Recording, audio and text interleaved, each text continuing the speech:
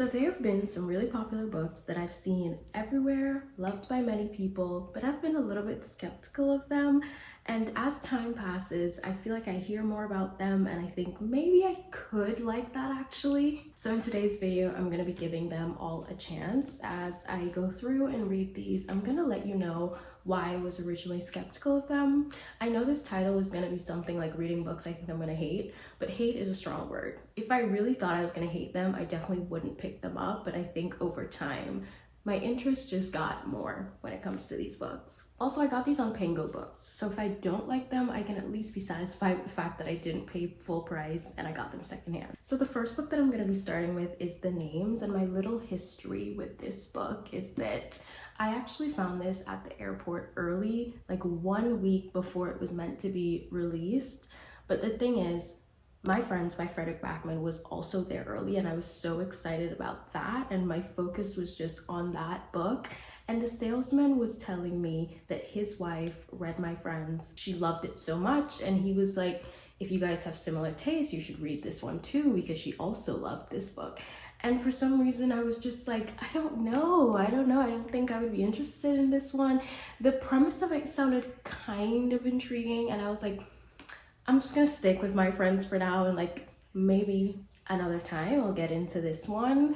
And I just feel like as time went on, the premise of it just sounded good to me. Basically, what I know about the premise of this book is that we're gonna see one boy grow up with 3 different names, and we're gonna see the outcome and like how he is gonna turn out based on the name that he has. I think in this world, it's very common to take your father's name, like being a junior, and I'm pretty sure his father's name is Gordon, and his father's not the best person, so if he ends up being Gordon Jr., like I think that timeline is gonna be like not good. He's gonna be a bad person in that timeline, and then with the 2 other names, he would be a better person. And I think we're just going to see his life, how he grows up, how he treats people with these 3 different names, and how that affects everyone else.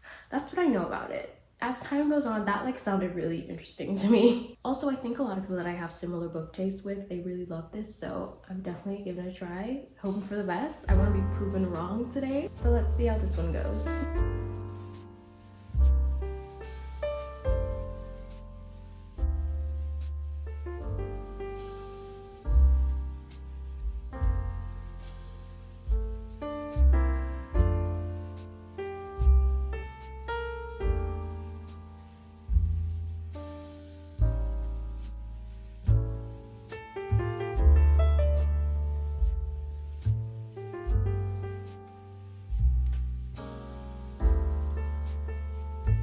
So around like page 25, we're seeing the main character, Cora. She had a moment where she sees her daughter from a distance, and her daughter is like really laughing and smiling, and she's thinking, I've never seen my daughter smile this way and just look so happy and carefree. And she's realizing that it's because her husband is abusive and her daughter is obviously always on edge, but she kind of thought those moments of being alone with her, she would be the comforting parent and the one that she can be totally free with and feel safe with. But she's realizing that her daughter sees them as a pair. She will never be separated from her husband in her daughter's eyes. And I just think that that's really sad. Like, this book is really sad so far. It obviously includes domestic violence, and that starts very early on into the book, from since page 17. I didn't think that it would be so, I don't know, it's pretty graphic. I knew that there was domestic violence in this, and I did check like trigger warnings, but I guess I didn't expect it to be so graphic so early on. And so this is unsettling and really sad so far. So I've read 44 pages, and basically the way that this is written so far is like, it tells us what year it is. It starts out in 1987, and we get to see the little boy as a baby. and we get 3 chapters of each name. The names are Bear, Julian, and Gordon, named after the father. And after 44 pages, those 3 chapters, it says 7 years later. So I'm guessing we're gonna go see what Bear is like when he's 7 years old, and we're gonna get to see Julian when he's 7, and also Gordon when he's 7. We're seeing how the father reacted differently to each name. She came home from the office where she registered his name, and she let him know in each timeline his name is Bear, or his name is Julian, or his name is Gordon, and we get to see how he reacted all 3 times and like how that turned out for her. And it's been so different in each chapter, which has been really interesting. It's been really sad so far. I think I'm liking the writing. I need to settle into it a little bit more. Okay, so it's been a full day since I said anything about this, and it's because I've been feeling kind of conflicted. I like the writing of the book, but I don't like the structure of the book. So I already described how we're getting these chapters of 3 alternate timelines where the boy is named 3 different things. And in between this, it time jumps 7 years every time.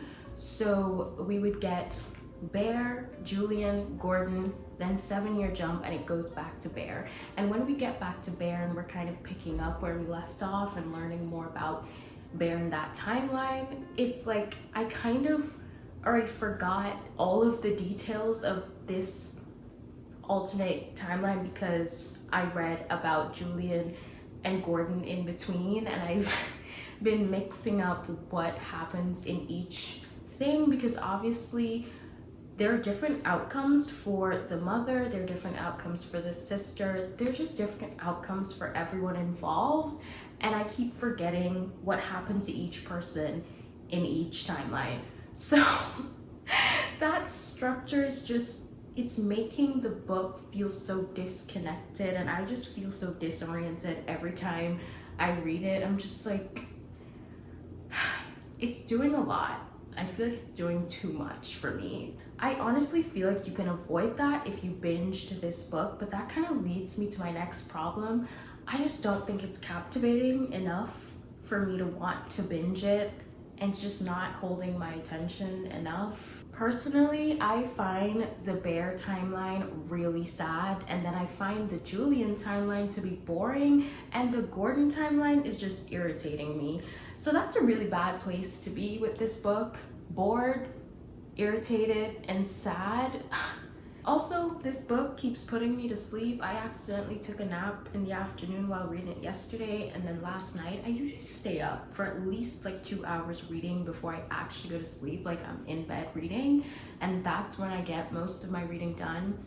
Last night I went to sleep so early because this put me to sleep so quickly, and I actually ended up waking up way earlier than I usually do. I mean, I'm kind of grateful to it for fixing my sleep schedule, but it just really isn't doing much for me, and that makes me so sad because I swear I didn't pick this up because I wanted to like hate read it. I know what the title of this video says, I know what I was doing, but I also wanted to be shocked. I wanted to be proven wrong. I wanted to go into these books with an open mind, and I guess just be willing to have it change my mind. I really did want to be proven wrong. So far this one just isn't doing it for me.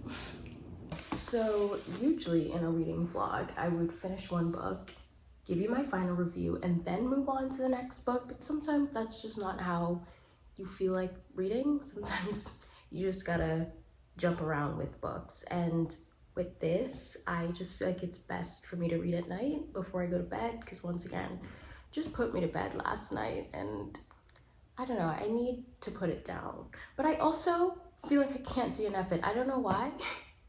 There's some books that are so easy for me to DNF. I remember Storybook Ending. I literally stopped reading that in the middle of a page, middle of a chapter, and just was like, I don't really care anymore, and I never looked back. No regrets. With this, I'm struggling to just DNF it. I feel like I need to see the ending. I feel like I need to see what happens and where it goes, but I also need to put it down for a minute there. I'm kind of worried for the rest of this video though. specifically this book, The Correspondent by Virginia Evans, because I originally didn't want to read this because I thought it would be boring. Everyone just kept saying that it's an old woman's letters, and it's just like, okay, is there anything else you can add? And it's like, that sounds kind of boring. But then I did start seeing people talk about her personality a little bit more and how she's sassy, and just they felt so warm towards her after. And I'm like, okay, that sounds good. And that's why I'm intrigued by it now. Also, it got longlisted for the Women's Prize, which you can see here. I have no idea why this version was already on Pango Books, because they had to like reprint these. Like, these are newer versions to put this badge on there. So someone bought this and just sold it right away. Kind of crazy. But yeah, I think if it's longlisted for a Women's Prize, I'm curious about it. My next book is as well. And so I hope that it goes better than how this one's going. And also the fact that the entire book is written in letters, I'm hoping that that kind of holds my attention better, and it like moves by quicker and just flows better for me, because that one is just not flowing for me. It feels so choppy. Yeah, the only other thing I wanted to say is randomly one day, like when I got this, I did open it to a random page. I don't remember which one, but she was writing a letter to Joan Didion. And I was like, I was so confused. Does the main character know Joan Didion? Is this fan mail? Are they friends? That's so cool. But yeah, I'm gonna start this one, see how it goes. Pray for me.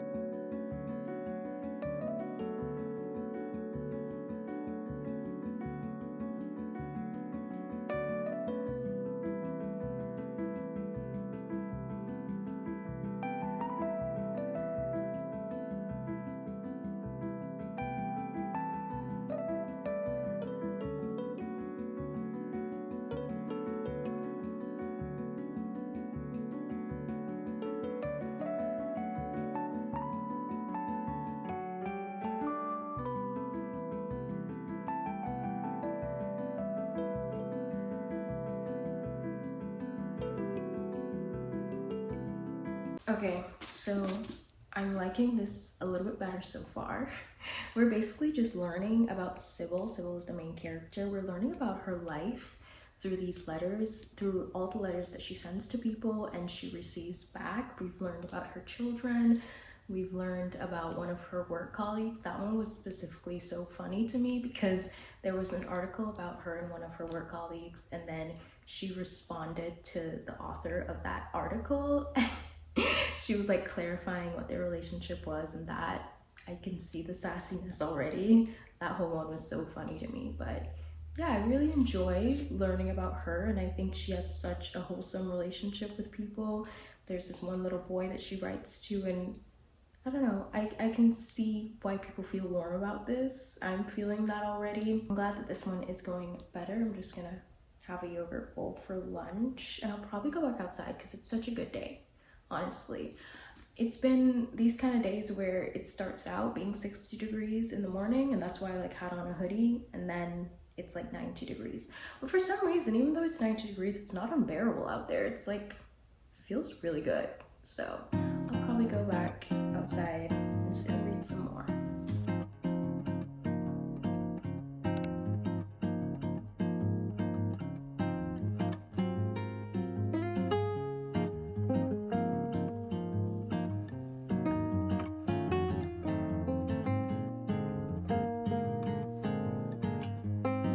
Last night when I was reading this part gave me the ick so bad.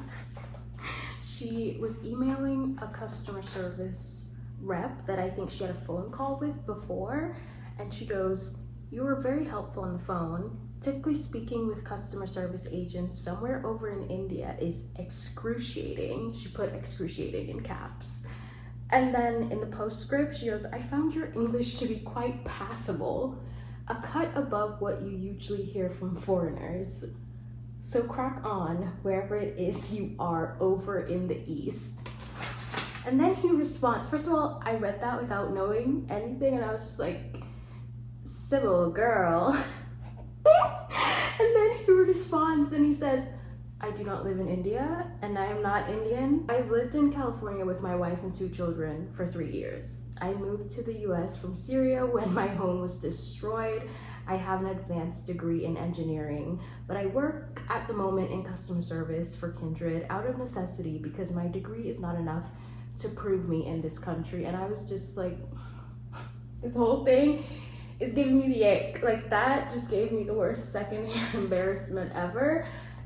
But also, like, I feel for this customer service rep. Like, this is the ignorance they have to go through every day. But you know what? That was page 76, and where I am now, 164, we've seen so much more of their interactions, and it's progressed into something positive. She also did apologize, but when I was reading that, I was just like, this is gross. Sybil was a chief clerk to a very well-known judge, and she also gets hate mail, which is kind of scary. Like, the person that's sending her hate mail is like stalking her, and she's just like, so far, I feel like she's been pretty chill about it. Maybe I just can't sense her urgency through the letters, but she doesn't really seem to care. Not that she doesn't care, but she seems like it's fine, it's whatever. She isn't really doing anything about it. She isn't calling the cops, and I'm just like, this feels kind of creepy. This person has your address. They have your address. They sent a letter because they have your address. Like, maybe we should be more scared. Other than that, though, I've been wanting to write letters. I know everyone says that, like, after reading this, it's gonna make you want to write letters, and I have the urge to write a letter as well. To who? I don't know. I don't know people's addresses.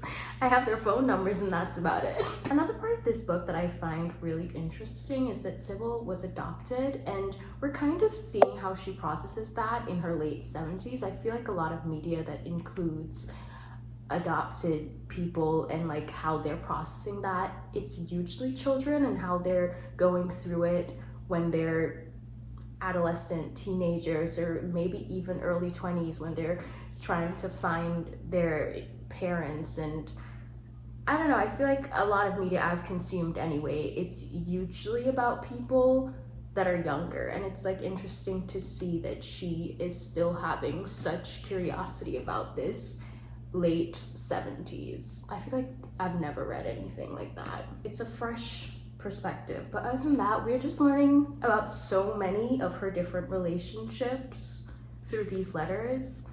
And like, when she does something or something happens to her, she would like follow up in a letter telling one of her friends. So we just find out about her life and what's going on through these letters. And it's been really interesting, actually. Way more interested than I expected. So that's great. I honestly feel like I could finish it today, and if I do, maybe I'll get back to the names after. So I finished this earlier and I really liked it. The dates of the letters started in 2012 and it finishes in 2022. So we go through all of these years with her and we see so much of her struggles. There are things that she's going through with her children, and we see how their relationship just is a little bit strained and how it evolves throughout the years. And also she's going through a lot of grief. She also reflects on the mistakes she's made in her career. There's just so much reflection and a little bit of, well, she's fine, but I felt like reading it, I was having a little bit of an existential, not even crisis, I was just having a lot of thoughts. We also get to learn a little bit about her romantic interests in this book, and she's honestly just writing to so many different people. You're bound to know everything about her. She's also not holding back in any of these letters. She will always tell you how she feels, and she's so open, and she tells everyone her business. I swear the customer service rep knew all of her business as well.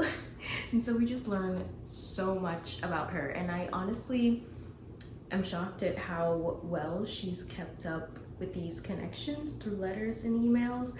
And also we learn why she started writing letters in the first place and why it's so important to her. And there's just so much that goes on in such a short book. I really just love the way that the entire book flowed, and I feel like there were moments where I was like, I don't know if I like Sybil. I don't know how I feel about her, but yeah, by the end, I definitely did feel for her, and I loved everyone around her, loved her relationships, her connections with people, loved how she mended things with everyone else. And I also learned so much about the other people in our life, and I'm glad that they were all okay as well. I've decided to give this 4 stars, which I'm very happy about. From thinking that I wasn't gonna like it because it was gonna be boring to give it 4 stars, that's a win. That's such a win. And honestly, I can say at the beginning of it, I was a little bit skeptical about it because it's just like, do I care? But then I really do. She gets you to care real quick. So yeah, I liked it. 4 stars. I'm actually going to start Wild Dark Shore. And this is a book that honestly, the reason why I have been putting it off and I was like kind of against it is because I kept mixing this book up with a book called The Compound, and that book I'm not interested in, but I kept mixing it up with this one. So I thought I wasn't interested in this, but then I've heard good things.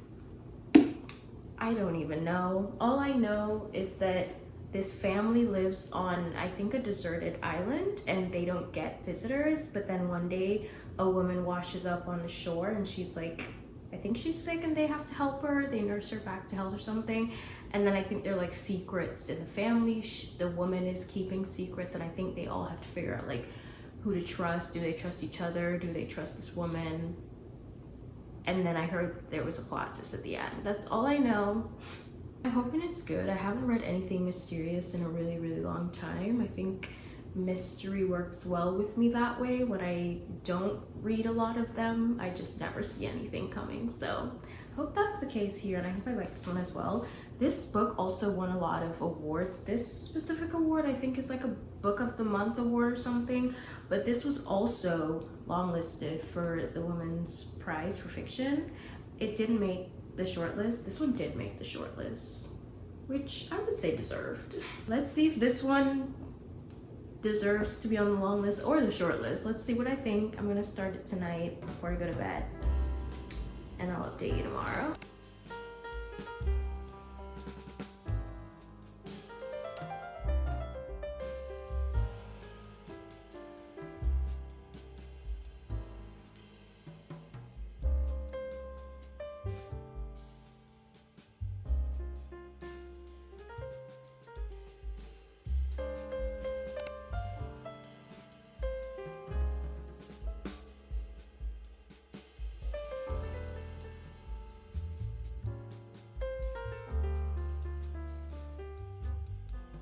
Guys, the first line of this book is so crazy.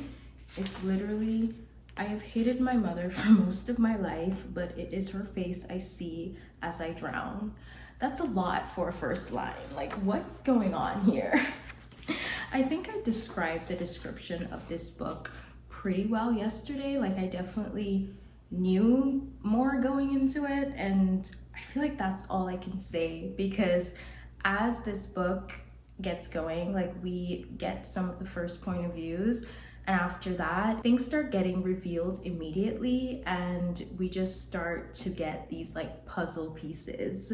And so I don't want to say anything, I don't want to spoil anything. I'm liking how it's going so far though, because I do feel like that way of writing is keeping me intrigued. I'm like, okay, now I learned one more thing and I need to know what else, and like, why is she there?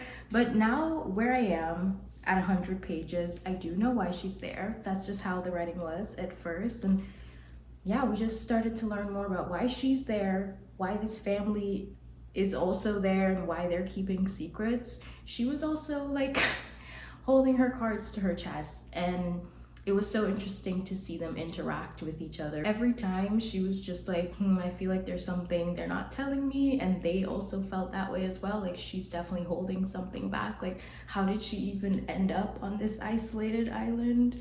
We also kind of find out more about why the island is so isolated, and just more about the island in general.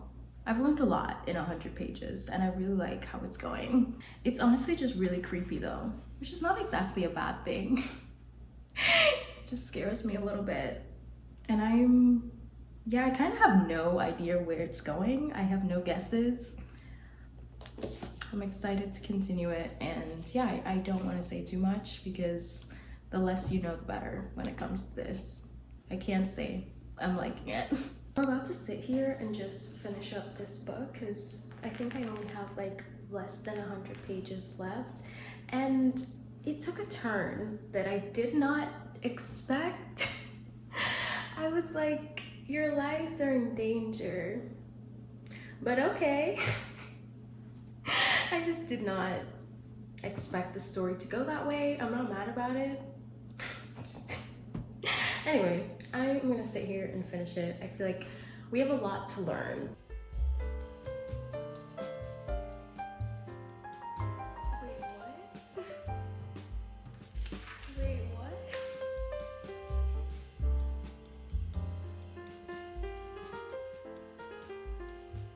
When I said it took a turn that I didn't expect, that was something completely different, and now it's taking a whole other turn that this is not where I thought this was going.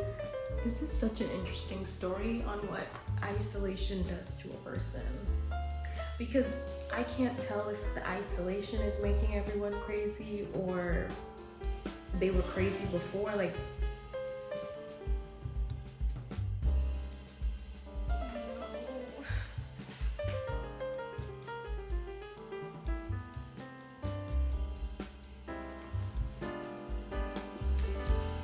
I don't like the way that this is ending. This is really good. The plot twist is like really good, but I don't like the ending. Why would you do that to me?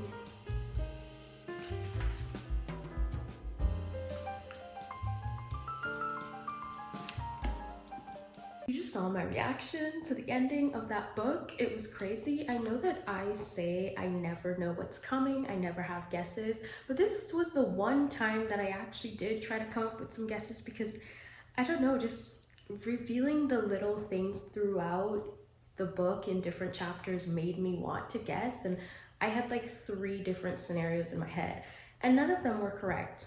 Also, I'm kind of glad that I was wrong because it just made that experience so much better for me. And also maybe I'm just not sick enough in the head to think of that. That's just so not what I thought it was. So yeah, 10 out of 10 plot twist, really great ending. There's a part of it that I don't like, but still really great ending. This book overall was so atmospheric and it was so creepy. I felt like I was there. It feels like nature is another character in this book.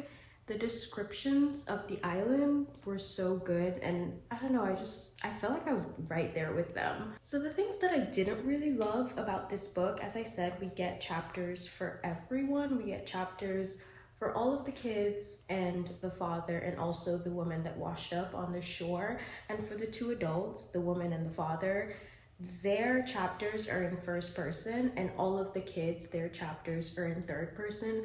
I really don't mind either of these writing styles, but I do prefer when an author just picks one and sticks to it. I feel like that was throwing me off a little bit to like get to the kids' chapters and then have it be in third person. I'm pretty sure there's a reason for it. I just haven't figured it out. Maybe I'll look that up. But yeah, I didn't love that. I also am just realizing maybe I am too impatient because something will get revealed in one of the chapters for the adults, and I'm like, this is important. I want to see the reaction to this reveal like immediately. So she like finds out something, and I'm like, I need to see the fallout of this like right now. I want to turn the page and see the reactions, but that's not what happens. It would go to like the youngest boy's chapter and he's talking about seeds and plants, and I'm just like, I love you, but I don't care. Like, not now. And honestly, all of those chapters made sense in the end, and it really all came together full circle. It matters, but in the moment, it's just like, I can't do this right now. We just found out some crazy stuff. We need to deal with that. Another thing is, I feel like the main character, the woman who washed up on the shore, every time she found out something new, she was so chill about it. Like, she was reacting and she was having her moment of like, they're lying to me and this is like, I'm freaking out a little bit, but also she was just like, well, they must be lying to me for a reason. She seemed just very trusting of them. It's like, why would you be, girl? Exactly, you don't really know these people. But she trusted them a lot. And also when she would confront them about it, it would just be like, so why did blah blah blah, or like she was just so chill about everything. And I don't know, maybe that's what the island does to you, but I feel like I would not be that chill. It kind of just isn't in my nature to be chill though, so maybe that's just her personality. I really liked this though. It wasn't perfect. I'm giving it 4.5 stars, which is really great for a book that I in the first place didn't even think I was gonna like, even though I was mixing it up with something else. Really liked this though. Glad I read it. 4.5 stars. And now I have to get back to the names. I think I'm ready to get back to it though. I think I took some time away from it. I think I'm ready to get back into that world and see how it goes. I hope I have a better experience with it now that I took a break from it. We'll see. I'll keep you updated. So I finished the names, and honestly, I think it was a good idea to put this book down and come back to it. I think that helped me to get through it at the end. Like, it didn't feel as bad as it did at the start. Everything I said still stands though, except it kind of got worse because this book, the pandemic happens in this book, and like that's pretty much the last and final timeline. Like in 2022 the pandemic is happening, and it's just like as if this couldn't get any worse. I think this is an important story. I just was miserable while reading it, and for some reason had this dire need to find out what happens at the end. I should have just looked it up. I always forget that I have free will and I could just do that. I could just look up the ending of books and it'll probably like pop up on Google somewhere. Someone will probably be discussing it on some website or something. I honestly got no satisfaction finishing this book. I really need to get back to DNFing books because I have never regretted DNFing a book, but I have regretted not DNFing a book. And so I just need to do it. I need to remember that I could just look up the ending and just DNF things. But I also kind of feel like if it's in a video, I need to finish it for the video as well and give you my full thoughts on the full book. Like, I need all of the information before I can say what I have to say, even though my review just now was, so everything I said before stands. So maybe that's not even a good point. Anyway, I basically read these books out of FOMO, and I don't have regrets on doing this video because FOMO led me to getting a 4-star read, a 4.5 star read, and this one I'm giving 2 stars. Unfortunately, I liked the writing, I didn't like the structure. I mean, I've told you everything that I didn't like about it, but I did like the writing, and this was a debut author, so I feel like I would be willing to give this author another chance. I think a different story, a different structured book, I could get down with that because I did like her writing. But yeah, I would totally give this author another chance. If I didn't like the writing, it definitely would have been 1 star, but I liked at least that, and so 2 stars. Also, the UK cover of this, it's like a boy on the cover, a man, a guy, whatever, and he has 3 shadows. And that cover is so cool and makes so much sense. I mean, this one makes sense too because it has 3 flowers, but I feel like that one makes so much more sense to me. Anyway, if you got to this point of the video, comment a flower. I would love to know. Like and subscribe for more, and I'll see you in the next one. Bye!